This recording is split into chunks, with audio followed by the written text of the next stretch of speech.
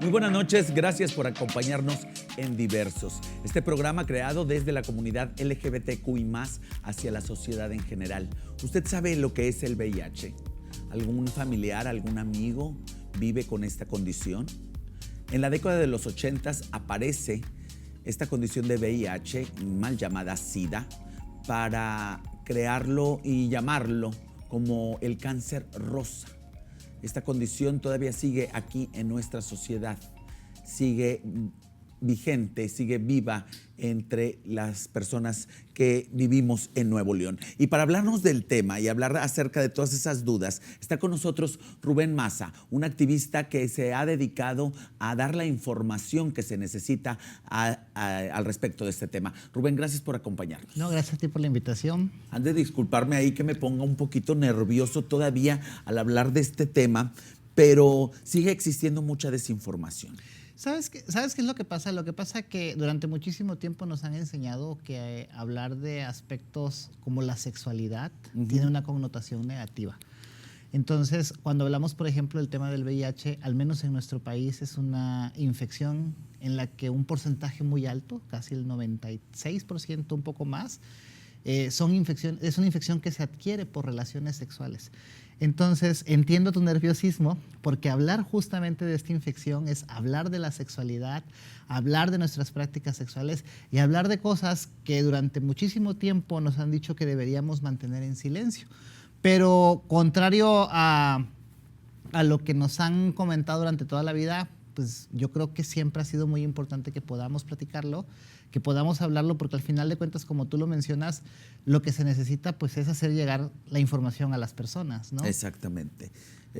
Muchas personas, vamos a partir desde ahí, no saben qué es el VIH. ¿Qué es? ¿Es una infección? Sí, el VIH es un virus, es el virus de inmunodeficiencia humana. Ajá.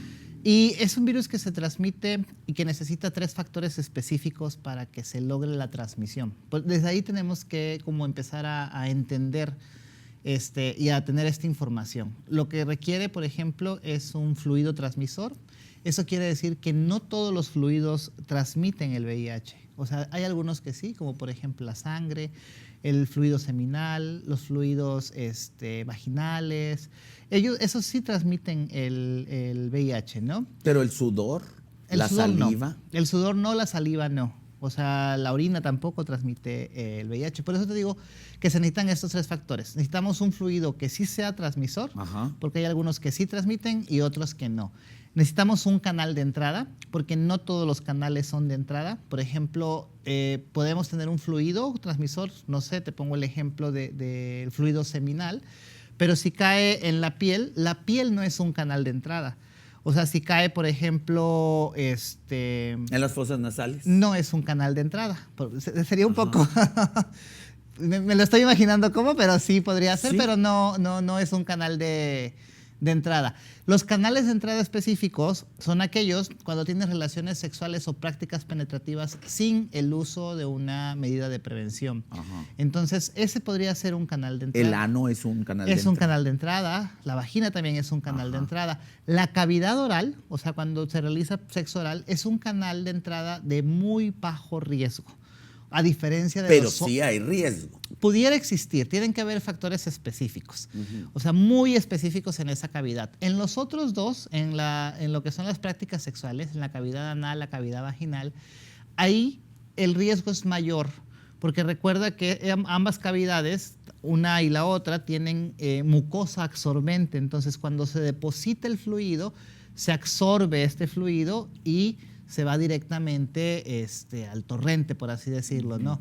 Pero también hay un tercer factor que es bien importante hablar, que es la carga viral. Se necesita que la persona tenga una carga viral alta para que se dé la transmisión del VIH. ¿Qué es una carga viral? La carga viral es el número de copias de virus por mililitro de sangre que se tiene. Recuerda que el virus, cuando entra al cuerpo humano, por cualquiera de estos fluidos, por cualquiera de estos canales, lo que sucede es que se empieza a replicar con la intención de destruir las defensas. Entonces empieza a multiplicar, ¿no?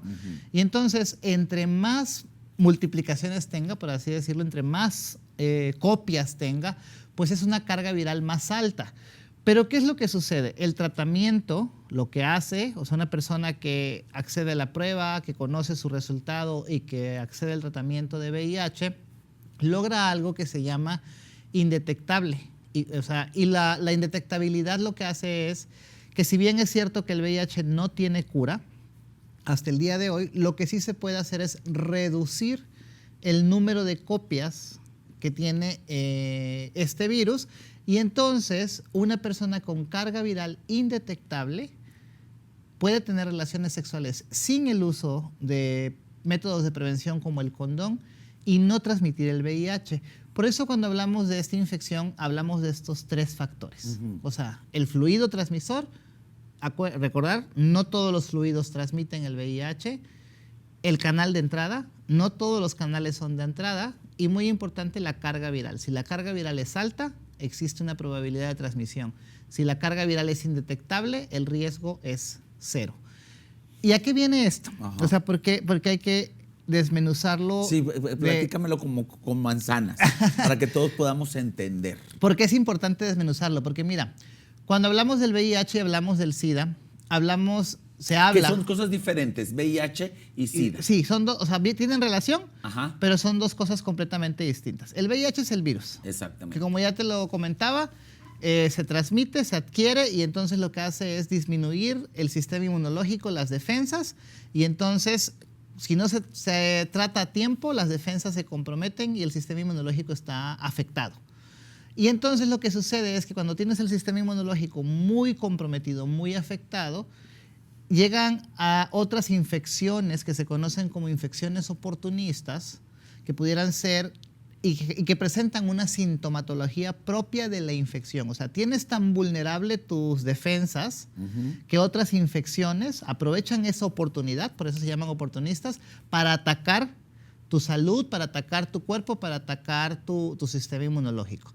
Y a esos síntomas, cuando hay diferentes infecciones oportunistas, que muchas de ellas incluso no tienen relación entre sí, o sea, que no hay lógica que estén 2 de esas al mismo tiempo para los médicos, por ejemplo, no encuentran el porqué, se llama al SIDA, que es el síndrome de inmunodeficiencia adquirida, porque quiere decir que las defensas están tan bajas que entonces estás presentando esta vulnerabilidad en cuestión de tu salud. Son 2 cosas que tienen que ver, completamente distintas, pero tienen que ver. Una persona con SIDA, con su tratamiento adecuado, puede lograr disminuir su carga viral, subir sus defensas y regresar solamente a vivir con VIH. Una persona con VIH que toma su tratamiento, que accede a su atención médica, incluso si no, o sea, si todo el tiempo lo toma puntualmente, si todo el tiempo está como atendiendo su salud, puede nunca desarrollar SIDA. O sea, nunca, o sea, no puede nunca tenerlo. Y ser indetectable. Sí, claro, y puede llegar a ser indetectable. Pero ahora, ¿qué tiene que ver lo que te decía? Ajá. ¿Por qué es importante? Cuando hablamos del VIH y del SIDA, se dice que se hablan de 3 epidemias. La epidemia del VIH, la epidemia del SIDA y la epidemia del estigma y la discriminación. ¿Por qué te explicaba yo lo de los fluidos? Y tú mencionabas y hacías hincapié en algo muy importante como la saliva, como el sudor. Porque justamente por estigma y discriminación hay muchas personas que se niegan a darle un beso, a abrazar, a compartir una toalla, a compartir un utensilio de comida, un plato, a compartir, por ejemplo, una sábana con otras personas, porque creen que el VIH se transmite por el sudor, porque creen que se transmite por la saliva, y no es así. Por eso es bien importante explicarlo cuando hablamos de estos factores de transmisión, decir que se necesita un fluido transmisor, un canal de entrada, ¿verdad? Y la carga viral. Porque entonces tú puedes relacionarte con una persona con VIH, tener una relación, por ejemplo, afectiva, supongamos, y le vas a dar un beso profundo, y entonces puedes besar en la boca a esa persona y no hay riesgo de transmisión de VIH, porque si bien es cierto que la boca pudiera ser un canal de entrada, la saliva no es un fluido transmisor. Si tú, por ejemplo, abrazas a una persona con VIH y esa persona la quieres consolar, no sé, porque tal vez llora y las lágrimas te caen sobre la piel, pues las lágrimas no son un fluido transmisor y la piel no es un canal de entrada. Entonces, por eso hablamos, porque justamente hablamos de estos 3 factores, porque justamente lo que buscamos es, aparte de brindar información, es reducir el estigma y reducir la discriminación que hay por esta falta de información alrededor de esta infección. Desgraciadamente, el estigma y la discriminación es también desde la persona que le acaban de dar esa noticia, porque ellos mismos se discriminan a sí mismos, se revictimizan a decir, ya nadie me va a querer, ya la gente me va a ver con lástima. ¿Qué es lo primero que yo tengo que hacer en dado caso de que vaya, me haga un examen? Porque luego también está eso. Mucha gente tiene miedo a irse a hacer un examen y prefieren no saber. Justamente esto que tú acabas de mencionar, el propio estigma, la propia discriminación y todas estas cosas, todos estos mitos que hay alrededor del VIH y que nos han hecho creer que todavía el VIH se asocia a la muerte, se asocia a algo negativo, se asocia a una cuestión de pérdida, por ejemplo. Es lo que ha construido esta narrativa en el que las personas sienten temor de recibir un diagnóstico de VIH. Es muy difícil y quizá sería yo incongruente decirle a las personas, si tú recibes un diagnóstico, cálmate, porque es complicado, o sea, como seres humanos, claro. O sea, como seres humanos es muy difícil cuando recibes una noticia de tal impacto, cuando tienes este proceso, no solamente con el VIH, sino en general con cualquier tema de salud. Sí, cuando te dicen que eres diabético, eres hipertenso, sabes que tu vida va a cambiar. Claro, y que hay un factor porque hay un proceso de duelo porque pierdes tu buena salud, por así decirlo, o lo que tú considerabas tu buena salud, ¿no? Y entonces en ese sentido, pues decirle a alguien, cálmate, sería como que me va a decir, a ver, cálmate tú. No estás en mis zapatos. Sí, no hay manera de que, te proyectes y ni sabes lo que estoy pensando, ni lo que estoy sintiendo, ni lo que yo sé de VIH, ni cómo va a reaccionar. O sea, hay muchos factores, ¿verdad? Eso sería imposible.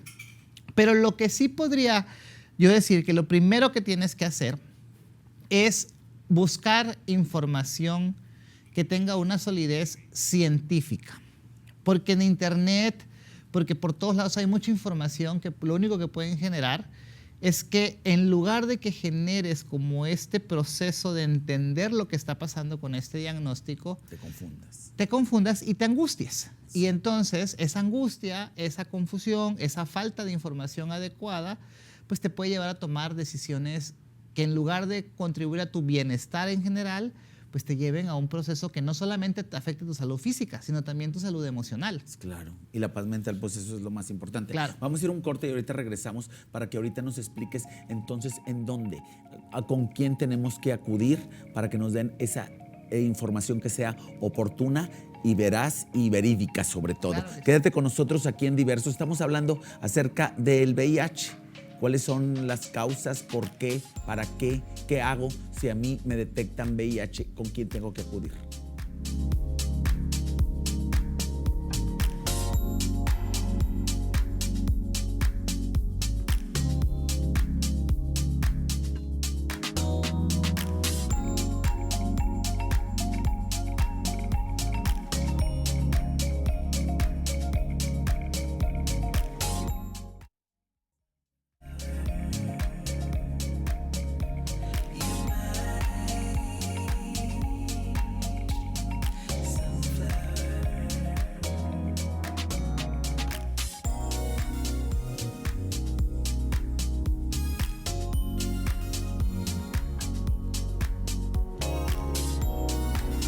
Gracias por continuar con nosotros y le mandamos un saludo a todas las personas que nos ven a través de nuestras redes sociales, Canal 28 Nuevo León, a través de Facebook y en nuestra nueva aplicación.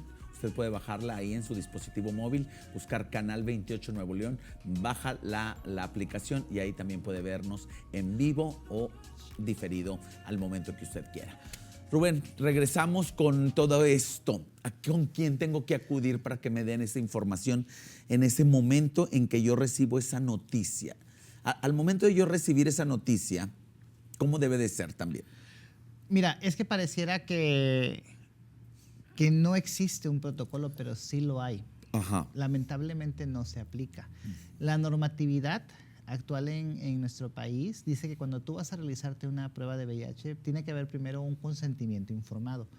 Y que entonces durante el proceso de la prueba se te debe decir de qué se trata, cómo se va a hacer, cuáles son los probables resultados, ¿verdad?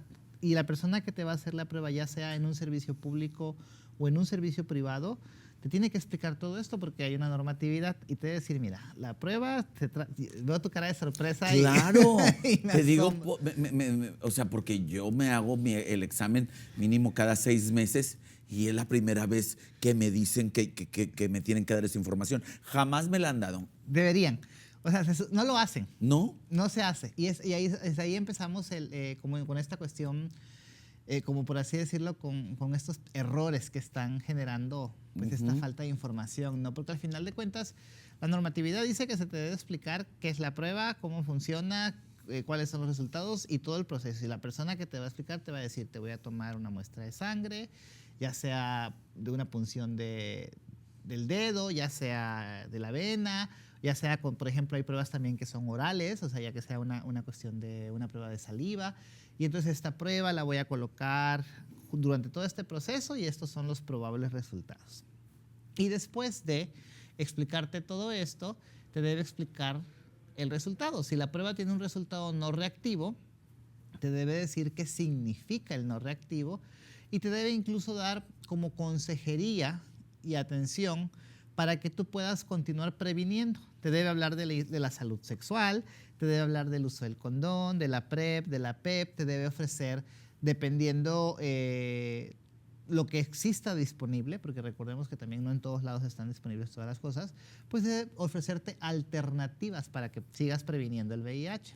Si tu resultado es reactivo, la persona consejera o la persona que te está haciendo la prueba debería darte la información de qué significa el resultado, que después se tiene que confirmar, ¿verdad? Que te tienes que vincular a un servicio de salud, ya sea el Seguro Social, el ISSSTE León, la Secretaría de Salud, Sedena, Pemex, porque hay diferentes servicios de salud disponibles. Y algo muy importante que tengo que hacer puntual aquí es que en México el tratamiento para VIH es gratuito.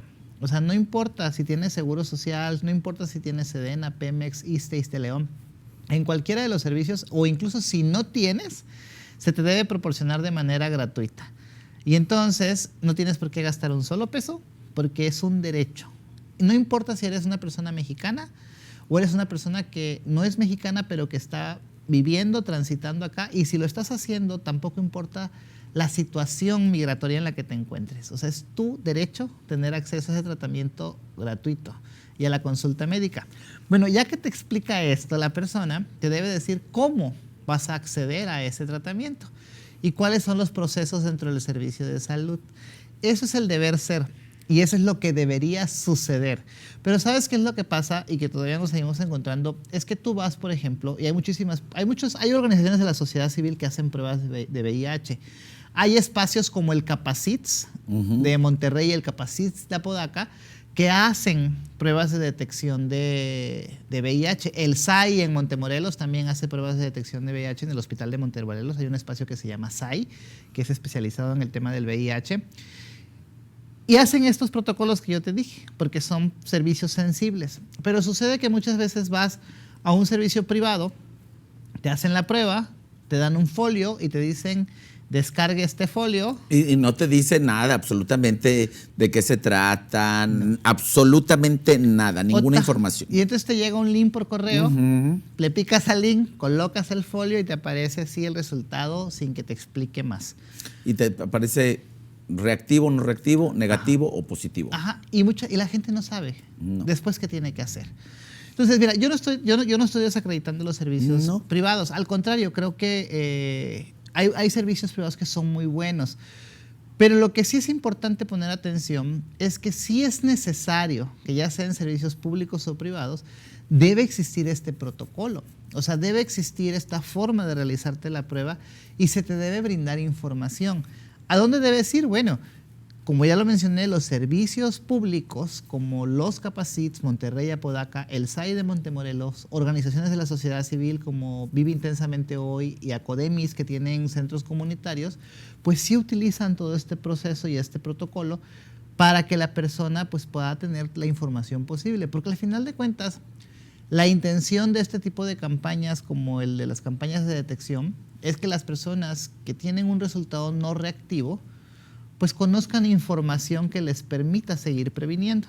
Y las personas que tienen un resultado reactivo puedan acceder a su tratamiento de manera oportuna. Porque recordemos, es gratis. Vámonos por partes. Desgraciadamente una persona recibe la notificación de que tiene que es positivo, que tiene reactivo. Primero es reactivo en la prueba y después se confirma, y cuando ya se confirma es positivo. Tiene que haber un proceso. Cuando tú te realizas... ¿Pero lo hay? Sí, sí existe. O sea, en la mayoría de los espacios que te menciono existe. Sí, pero cuando vas acá en general, ajá, hay fallas en el sistema. Sí. Sí. Porque cuando vas a los lugares, digamos que privados, ahí no dice reactivo o no reactivo, nada más dice positivo o dice negativo.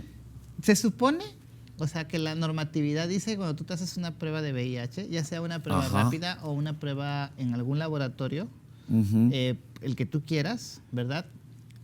Esas pruebas son pruebas que te realizan y que el protocolo debe ser confirmado por un servicio de salud.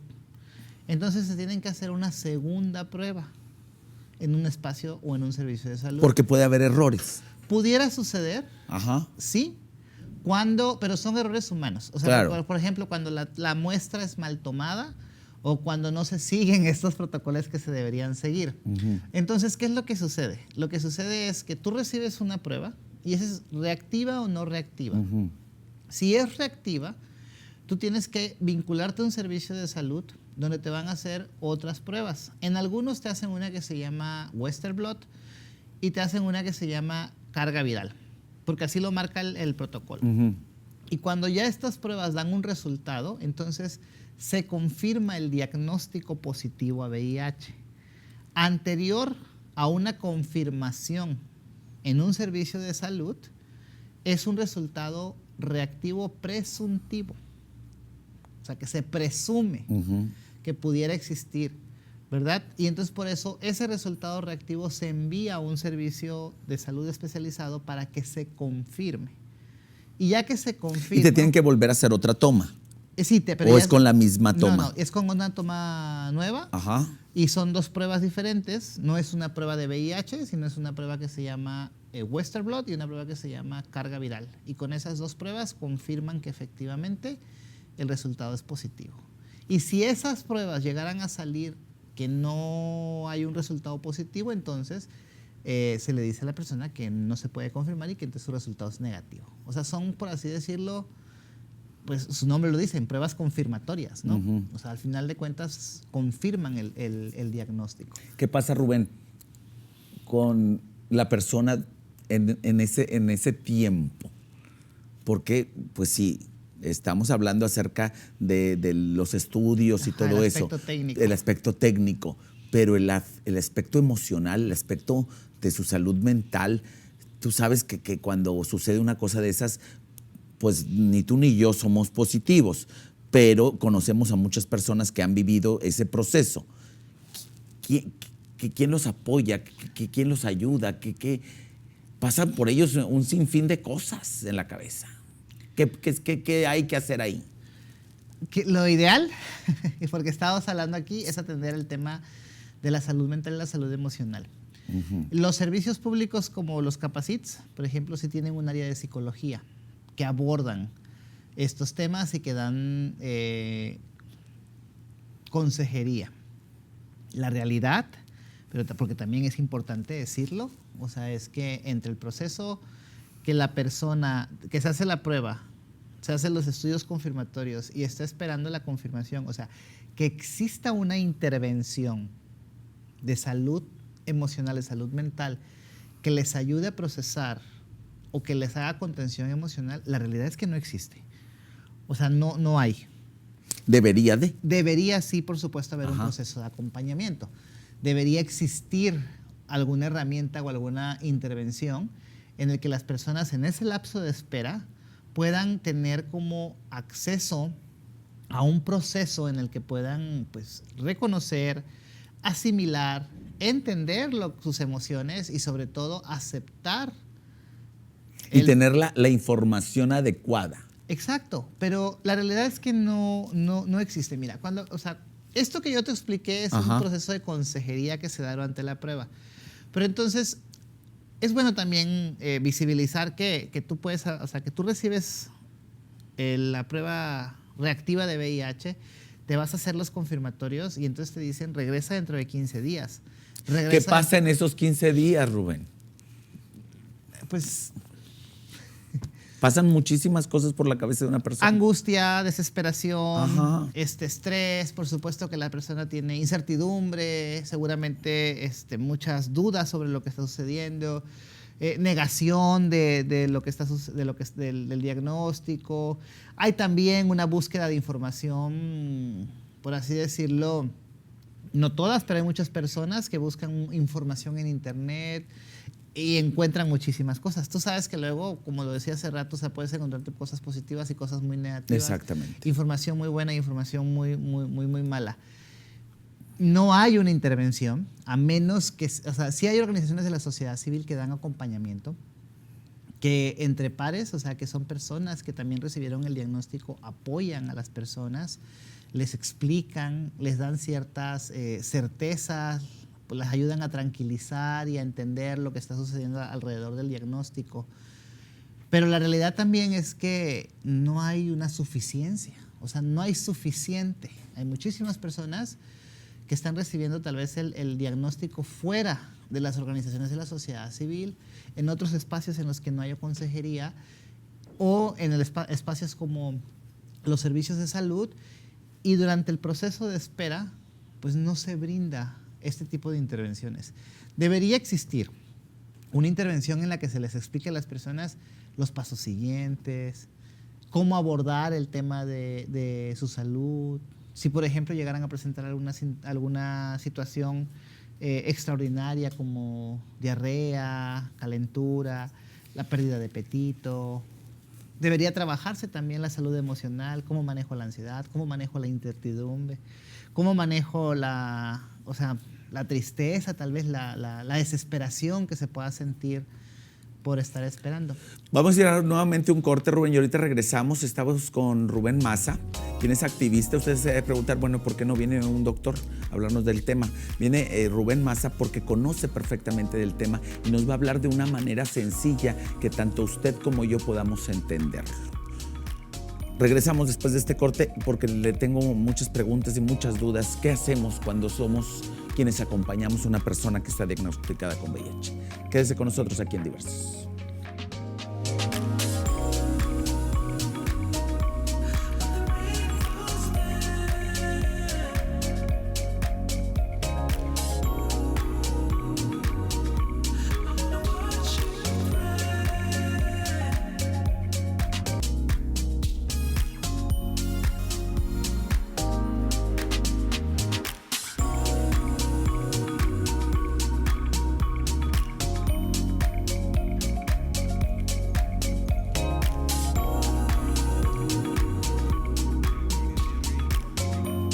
Gracias por continuar aquí en Diversos. Estamos con Rubén Maza, activista, que nos trae mucha información acerca de lo que es en realidad el VIH, de cómo lo estamos viviendo. Rubén, ¿hay algunos números, algún porcentaje que conozcamos de cuántas personas se infectan aquí en Nuevo León? Porcentaje como tal, pues tendríamos que compararlo a nivel nacional. Sí. Pero aproximadamente de los nuevos casos, de las nuevas transmisiones que hay por año, son entre 450 y 550 personas. ¿Por año? Por año, que reciben un diagnóstico. O sea que más de una al día. Sí, más de una al día. De estas, un 50% se están detectando en organizaciones de la sociedad civil, también eso hay que destacarlo, y el otro 50% en los servicios de salud públicos y otros espacios. ¿Por qué hago este énfasis? Porque no sé si te decía yo que, o sea, he venido explicando como todo el proceso de lo que idealmente debería de ser el proceso de acompañamiento y atención de la prueba de VIH. Y pues hay que reconocer que muchas veces los servicios públicos también están un poco rebasados, ¿no? Sí. Y hay muy poco personal, mucha necesidad, mucha demanda, y entonces esto hace que las personas prefieran como ir a las organizaciones de la sociedad civil porque se sienten más en confianza, porque se sienten más a gusto, porque quizá puedan tener la oportunidad de hablar en un espacio en el que no te juzguen. Exactamente, y desde el trato, desde la mirada, y te lo digo con conocimiento de causa. Cuando yo he ido a algún laboratorio privado y desde el hecho que les digo que quiero realizarme el examen de VIH, te voltean a ver o sea, les cambia la mirada y la expresión. Entonces, desde ahí sientes ese rechazo. Mira, al inicio del programa yo te explicaba una cosa que te decía que es muy difícil hablar de nuestra sexualidad. Y entonces necesariamente cuando tú vas a hacerte una prueba de VIH, pues tienes que hablar de tu sexualidad. Claro. Reconocer que tienes relaciones sexuales. Reconocer que tienes relaciones sexuales sin el uso del condón. Claro. O sea, reconocer que disfrutas del placer y reconocer incluso que en tus prácticas sexuales hay intercambio de fluidos. Y entonces todo eso deriva en que como toda la vida nos han dicho que la sexualidad es negativa, o sea, tú ves, por ejemplo, lo he mencionado en otras ocasiones aquí en tu programa, o sea, a un joven, a un adolescente que está explorando su cuerpo y el único espacio de intimidad que tiene es cuando se baña. Entonces los papás, las mamás empiezan, ¿qué estás haciendo? ¿Por qué te tardas mucho? Empiezan a cuestionarlo, ¿no? Y entonces ese joven crece con la urgencia, por así decirlo, sin la intención del placer, sin la intención de la exploración. O sea, de ya terminar, porque tengo que terminar ya. Y entonces corre crece con una urgencia, no con una construcción de placer, ¿no? Y entonces cuando vas a hacerte una prueba de VIH, y como ese ejemplo nos podemos encontrar muchísimo, pues obviamente si tú quieres hablar de tu sexualidad, pues traes toda esa carga de que es malo, de que si por ejemplo te querías explorar te decían no te toques ahí, tienes que salir rápido del baño, no se habla de esos temas porque no tienes edad, o que andas pensando en pura tontería, o sea, y tantas cosas que hemos escuchado. Sí, eso es te ponen un sinfín de sinónimo, nada más estás pensando en sexo.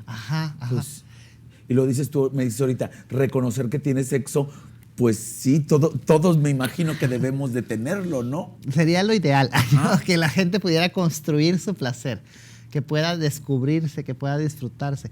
Pero todos esos ejemplos que te estoy poniendo hacen que justamente no podamos disfrutarlo y no se pueda hablar abiertamente de la sexualidad. Entonces, cuando vas a hacerte una prueba de detección de VIH y que tienes que hablar de tu sexualidad, pues vienes cargando con todos estos miedos y con todos estos temores. Y desde el hecho, Rubén, desde cuando llegas a la farmacia y pides preservativos y pides lubricante o si pides la pastilla azul, también te voltean a ver raro, no te bajan de morboso, de sucio, de todo eso. Lo acabas de mencionar con la palabra que todo mundo habla de la sexualidad. Normalmente la sexualidad lo asocian a algo sucio, a algo malo, a algo negativo, ¿no? Y entonces esas barreras, esa falta de educación sobre sexualidad que no se da en la casa, que no se da en la escuela, que no se da en los espacios públicos, ¿verdad? Hacen que justamente cuando hablamos de la prueba de detección o cuando hablamos del tema del VIH, lo abordemos desde una perspectiva del miedo, de la vergüenza, de sentir que estamos haciendo algo negativo. O que nos pasó algo negativo. Exactamente. O sea, todo eso ha contribuido a que se sienta que es algo negativo.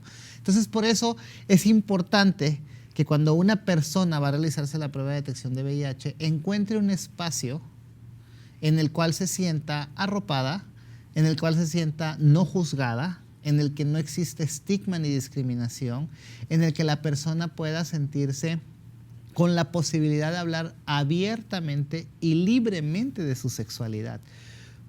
Pero pasa todo lo contrario. Entonces, ¿qué debería de cambiar, Rubén?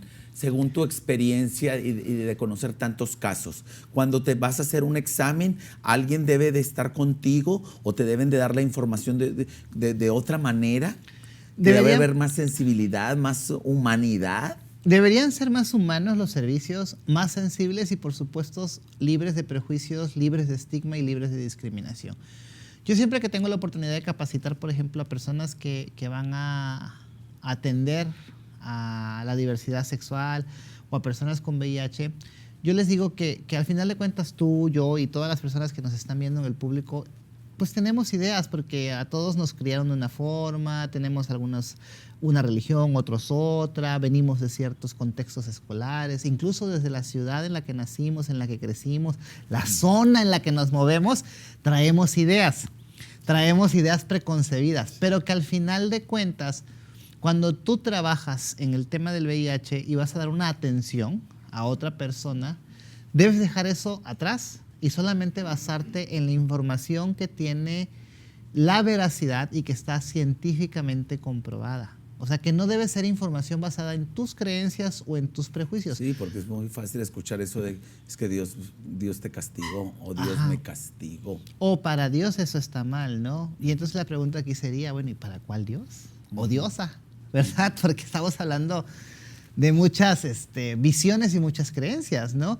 Y entonces eso hace que los espacios se vuelvan espacios insensibles, espacios deshumanizados, espacios en los que la gente se siente, en lugar de sentirse segura y cómoda de hablar de su sexualidad, lo que sienta es vergüenza, lo que sienta es culpa y lo que sienta es como el temor de hablar abiertamente, ¿no? Y ahí estamos perdiendo una oportunidad muy grande. Porque pudiéramos estar generando espacios en los que hablemos de prevención, hablemos de detección, hablemos de cómo las personas pueden prevenir el VIH o atenderse el VIH, ¿verdad? Cómo reconciliarse con el diagnóstico. Y con todas estas actitudes negativas, lo que estamos haciendo es perder la oportunidad porque estamos cerrando y poniendo barreras. Y entonces la gente, en lugar de buscar hablar abiertamente y contribuir a su salud, la estamos rechazando y entonces estamos alejando a esas personas de estos servicios. Eso es lo que está sucediendo. Y mira que es tan grave, me atrevería yo a decir, que estamos poniendo incluso que la consecuencia más grande, por así decirlo, del VIH, que no se atiende a tiempo, que no se detecta a tiempo, que no acceden al tratamiento, que no acceden a la información, que no tienen adherencia, obviamente como es una infección que va degenerando, por así decirlo, el sistema inmunológico, pues va a llegar a un punto en el que el sistema inmunológico ya no va a responder y por lo tanto la persona pues ya no va a responder. Estamos hablando de que sí, efectivamente, una persona que no accede al diagnóstico, que no se atiende, que no recibe la información, que no recibe un trato, puede morir a causa de una infección definitoria de SIDA. Entonces, algo tan sencillo como la sensibilidad, la humanidad, el hacer las cosas sin prejuicios, puede contribuir, sí, a prevenir y a salvar la vida de las personas. Pero todo lo contrario puede incluso llevar a algo tan desastroso como que alguien muera. Así de esa magnitud es lo que estamos hablando. Por eso se habla por eso cuando se habla de las epidemias, lo que te mencionaba al principio, del VIH, SIDA y el estigma y discriminación, se dice que la epidemia de estas tres que más daño ha causado en los más de 40 años que lleva la infección es justamente la epidemia del estigma y la discriminación. Y tanto así ha sido que conozco muchos casos que han llegado hasta suicidarse. Sí, porque obviamente, como tú decías, o sea, desgraciadamente, como no hay un acompañamiento adecuado, como no hay una atención integral de la salud emocional, de la salud mental, pues obviamente este cúmulo de experiencias, de vivencias, de emociones y sentimientos que las personas tienen al recibir un diagnóstico, la falta de información, la falta de empatía, la falta de atención integral, pues hay personas que optan por una muerte por suicidio, justamente porque es complicado pues trabajar con todas estas situaciones que están sucediendo. ¿Qué podemos hacer en el acompañamiento? ¿Qué podemos hacer? Si una persona te da esa confianza, te brinda esa confianza y llega y te dice, ¿sabes qué? Eres a la primera persona que se lo digo, salí positivo a VIH. ¿Qué es lo que tenemos que hacer?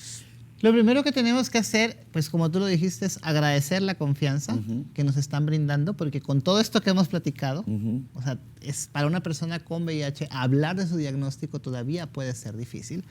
Y entonces agradecemos la confianza. Lo segundo que hay que hacer, pues es buscar información libre de prejuicios. O sea, no vamos a juzgar a la persona ni por sus prácticas sexuales. Ni regañarlo, ni decirle, es que tú tuviste la culpa. No. Aquí no hay una cuestión de culpas. O sea, aquí no sea, o sea, no, eso es algo muy importante lo que acabas de decir. No hablamos desde la perspectiva de la culpa, no hablamos desde la perspectiva de la vergüenza. Hablamos desde la perspectiva de la aceptación, desde la perspectiva del reconocimiento, porque al final de cuentas reconocemos que es una infección, ¿verdad? Es un virus que, si bien es cierto que no tiene cura, sí tiene un tratamiento. Y un tratamiento que actualmente es gratuito, que está disponible en nuestro país, que tiene los avances tecnológicos para lograr que las personas que viven con VIH, que acceden a su tratamiento, puedan tener una calidad de vida, incluso una esperanza de vida como una persona que no tiene VIH. Pero aquí el secreto es ese, o sea, es hablar del reconocimiento, hablar de la aceptación y decir, bueno, esta es una infección, hay un tratamiento, entonces lo que tenemos que hacer es buscar la forma de que se acceda a ese tratamiento, que se accedan a los servicios de salud, para que entonces, como cualquier otra infección, pues tengas ese control, por así decirlo. Esa forma pues eso, o sea, que esté tratado, o sea, que se pueda lograr a través del tratamiento la indetectabilidad, que se pueda lograr a través del tratamiento pues la cuestión del bienestar en general. Por supuesto que como cualquier, o sea, las recomendaciones, y tal vez va a decir la gente, o sea, son las recomendaciones que le darías a cualquiera, ¿no? Que te daría a ti, que le daría a una persona con alguna otra infección o enfermedad, ¿no? Hay que comer bien, hay que hacer ejercicio, hay que cuidar los aspectos de salud, hay que vacunarse cuando te tengas que vacunar. Sin ingerir alcohol, pues tienes que llevar una vida más sana. Es una decisión personal. Sí, o sea, porque al final de cuentas el consumo del alcohol, el tabaco y todo eso, si tú me preguntas a mí qué es lo más saludable, pues yo te diría obviamente que dejar de consumir alcohol, dejar de consumir tabaco. Drogas. También las sustancias psicoactivas, dejarlas de consumir, pues te dan un bienestar, un mejor bienestar, ¿no? Una mejor calidad de vida. Sí, pero al final de cuentas es una decisión personal, porque también eso es algo muy importante, hay que respetar las autonomías de las personas. Y entonces, y aquí si bien es cierto que como una persona que acompaña, o sea, si tú o yo o cualquier persona acompaña a alguien que vive con VIH, que tiene la confianza de decirte, pues obviamente tú le vas a dar desde el respeto, desde la aceptación, desde el cariño, le vas a dar un consejo. Desde el amor. Ajá, les vas a dar un consejo y le vas a decir, yo creo que fumar te hace mal, ¿no? Como le hace mal a todo mundo. Tomar alcohol te hace mal como le hace mal a todo mundo, ¿no? Exactamente, pero al final de cuentas, la decisión, pero también hay que aprender a respetar la autonomía de la persona, porque si la persona dice, ¿sabes qué? Pues yo entiendo que el fumar me hace mal, pero me gusta fumar. Exactamente. O sea, digo. Pues ir otro corte y ahorita regresamos ya para cerrar. Desgraciadamente el tiempo es muy corto y todavía tenemos muchísimas dudas, pero el sexo, la sexualidad termina cuando llega el VIH. No me contestes ahorita. Vamos a ir a una pausa, perdón. Y ahorita regresamos. Estamos en Diversos, hablando acerca de este tema que es importante para todos, para todas y para todos. VIH.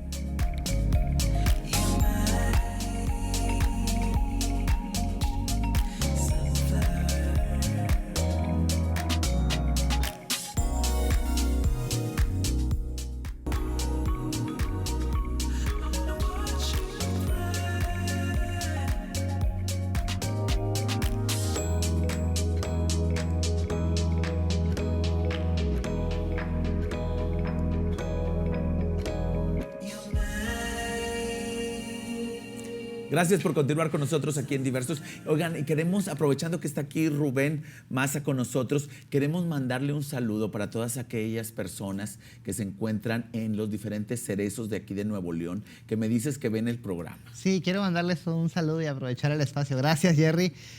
Para todos los grupos LGBT que trabajamos en el Cerezo 1, Cerezo 2 y Cerezo 3. Un saludo muy fuerte, muy grande. Y les prometemos que próximamente vamos a estar por ahí. Ojalá que sí pudiéramos. Pero por Te he supuesto, invitado muchas veces. yo estoy puestísimo para ir y el programa también para estar ahí con ellos, que me encantaría saludarlos y estar hablando de este y de muchos temas más.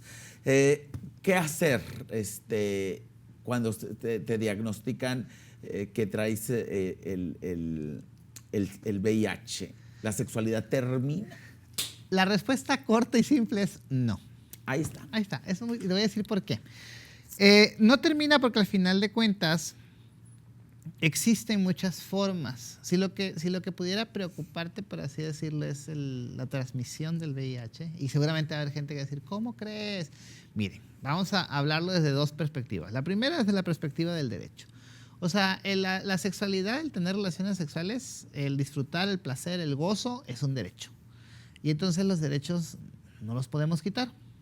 No, ni se pueden discutir. Ajá, no se discuten, no están en diálogo, ¿no? Por así decirlo. O sea, son derechos y son de todas las personas. Y lo segundo, pues hay muchas formas de prevenir el VIH. Está el uso del condón, está la PrEP, está la PEP. O sea, hay muchísimas formas de seguir disfrutando de la sexualidad sin tener como esa cuestión o esa como traba, por así decirlo, porque una persona vive con VIH. Entonces, esa sería la respuesta. No se acaba la vida sexual. O sea, no tendría por qué acabarse la vida sexual. Que quizá como en muchas cosas o circunstancias en las que hay un aspecto que puede ser impactante, haya personas que al principio les cueste un poco recuperar su vida sexual, pero aquí lo importante es que sepan que lo pueden hacer, que es su derecho, que hay muchísimas formas de prevenir el VIH, muchas tecnologías actualmente disponibles en Nuevo León, ¿verdad? Como lo que mencionaba, o sea, el uso del condón, la PrEP, la PEP, y entonces no tendría por qué terminarse la vida sexual. ¿Es derecho o tienes que comunicarle a tu pareja sexual que vives con VIH? No estás obligado, Ajá. no estás obligada a comunicar tu diagnóstico, porque te lo voy a explicar de una forma muy, muy sencilla, ¿no? Al final de cuentas, no solamente con el VIH, sino en general. Cuando a ti el personal de salud te da un diagnóstico, ese diagnóstico es tuyo. Y entonces tú decides qué hacer con él, si lo compartes o no.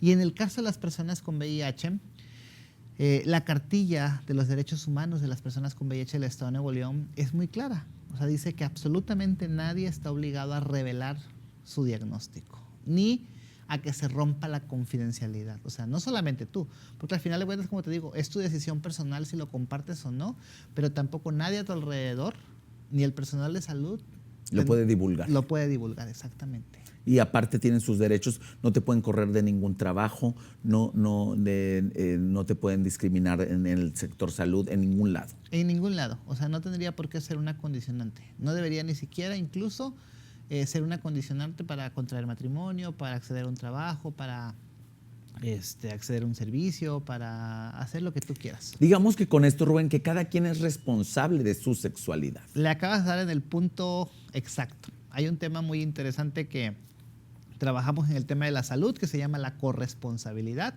y en la cual, por ejemplo, cada una de las personas es responsable de su salud, de su cuidado y de cómo pues, funciona todo alrededor de la persona.